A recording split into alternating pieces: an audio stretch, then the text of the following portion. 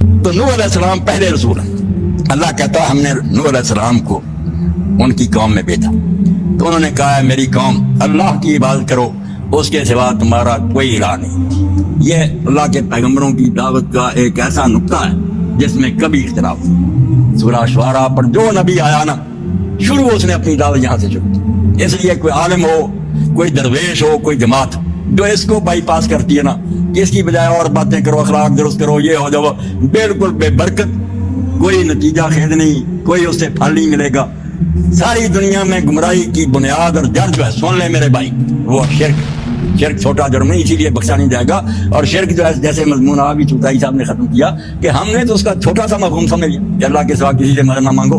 اس لیے سمجھ میں نہیں آتا کہ نبی یہاں سے کیوں سٹارٹ کرتا کہ اللہ کی عبادت کرو, اس کے سوا تمہارا کوئی الہ نہیں. دو ہی باتیں اس کی ہوتی ہیں ہر صورت میں, اور وہ سمجھتا کہ فساد کی جڑ جو ہے نا یہی ہے کہ ان لوگوں کا یہ عقیدہ درست نہیں ہے. اب الہ اور عبادت کیا, میں سادہ لفظوں میں بیان کروں. عبادت ہے کہ ہر معاملے میں کسی کو اپنا آقا مان کر اس کی غلامی کرنا, اور جو حکم کو دے وہ ماننا, اور اپنے مالک کے سوا کسی سے تعلق نہیں رکھنا, اسی سے مانگنا, اسی کے دروازے پر جانا.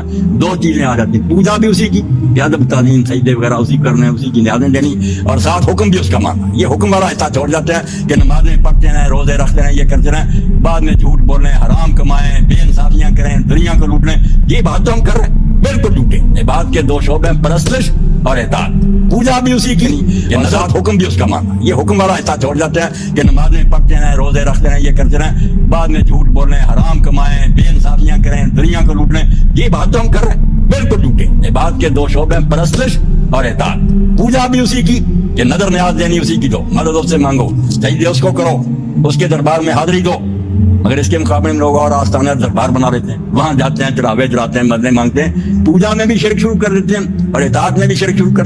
اطاعت میں پہلے اپنا نفس ہی آ جاتا, میں اپنی مرضی کرتا ہوں, میں غلامی سے نکل گیا, میں نے تو خود مختاری کا دعویٰ کر لیا. اگر کہتا ہوں برادری یہ کہتی ہے, معاشرہ کہتا ہے, حکومت کہتی ہے, تو ان کی بات کرنے لگا, اللہ کی بات تو ختم ہوگی.